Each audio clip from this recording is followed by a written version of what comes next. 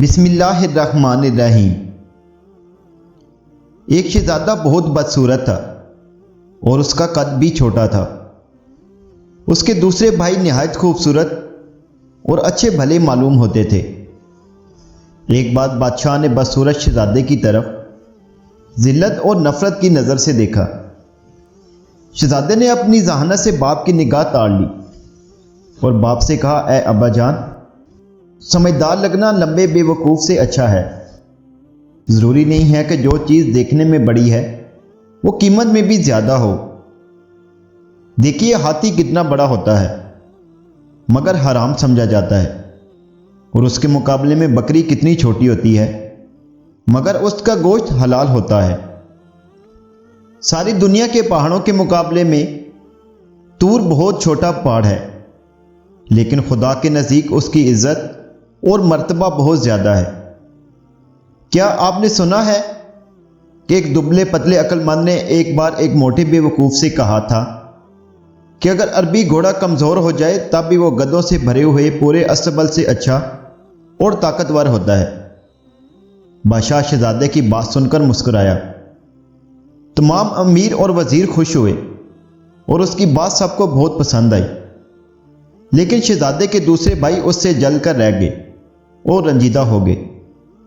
جب تک انسان اپنی زبان سے بات نہیں کرتا اس وقت تک اس کی اچھائیاں اور برائیاں ڈھکی چھپی رہتی ہیں۔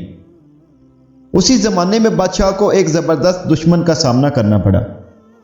جب دونوں طرف کی فوجیں آمنے سامنے آئیں اور لڑائی شروع کرنے کا ارادہ کیا تو سب سے پہلے جو شخص لڑنے کے لیے میدان میں نکلا وہی بدصورت شہزادہ تھا، اور اس نے پکار کر کہا، میں وہ آدمی نہیں ہوں کہ تم لڑائی کے دن میری پیٹھ دیکھ سکو۔ میں ایسا بہادر ہوں کہ تم میرا سر خاک اور خون میں لتڑا ہوا دیکھو گے۔ یعنی میں دشمن سے لڑتے لڑتے جان دے دوں گا مگر ہمت نہیں ہاروں گا۔ جو لوگ خواہ مخواہ لڑائی پر آمادہ ہوتے ہیں وہ خود اپنے خون سے کھیلتے ہیں، یعنی مفت میں جان گنوا دیتے ہیں، اور جو لڑائی کے میدان سے بھاگ جاتے ہیں وہ پوری فوج کے خون سے کھیلتے ہیں۔ یہ کہہ کر شہزادے نے دشمن کی فوج پر بہت سخت حملہ کیا اور کئی بڑے بڑے بہادروں کو قتل کر دیا۔ جب باپ کے سامنے آیا تو اداب سے بجا لایا اور کہا، اے ابا جان، آپ نے میرے دبلے پتلے اور کمزور جسم کو ذلت کی نگاہ سے دیکھا تھا اور ہرگز میرے ہنر کی قیمت کو نہ سمجھا۔ آپ کو معلوم ہونا چاہیے کہ پتلی کمر والا گھوڑا ہی لڑائی کے میدان میں کام آتا ہے۔ آرام اور آسائش میں پلا ہوا موٹا تازہ بیل کام نہیں آ سکتا۔ کہتے ہیں دشمن کی فوج بہت زیادہ تھی اور شہزادے کی طرف سپاہیوں کی تعداد کم تھی۔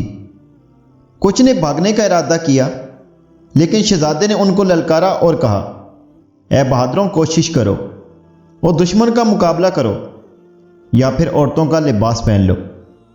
اس کی بات سن کر سپاہیوں کی ہمت بڑھ گئی اور سب دشمن کی فوج پر ٹوٹ پڑے اور اس کو مار بگایا اور دشمن پر اسی دن فتح حاصل کی۔ بادشاہ نے شہزادے کو پیار کیا اور روز بروز اس سے محبت بڑھنے لگی۔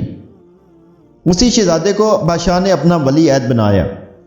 دوسرے بھائیوں نے یہ حال دیکھا تو حسد کی آگ میں جلنے لگے اور ایک دن بدشکل شہزادے کے کھانے میں زہر ملا دیا۔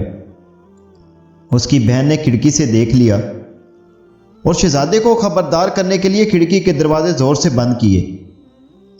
شہزادہ اس کی آواز سے چونک پڑا اور اپنی ذہانت سے سمجھ گیا کہ دال میں کچھ کالا ہے۔ کھانا چھوڑ دیا اور کہنے لگا، یہ تو نہیں ہو سکتا کہ بے ہنر لوگ زندہ رہیں اور ہنرمند بن جائیں۔ اگر ہم دنیا سے ختم ہو جائیں تب بھی کوئی شخص الو کے سائے میں آنا پسند نہیں کرے گا۔ باپ کو اس واقعے کی اطلاع دی گئی تو اس نے شہزادے کے سب بھائیوں کو بلایا اور ان کو مناسب سزا دی۔ اس کے بعد ہر ایک کو اپنے ملک کا ایک حصہ دے دیا تاکہ آپس میں جھگڑا اور فساد نہ ہو، اور اس طرح یہ فتنہ اور فساد ختم ہوا۔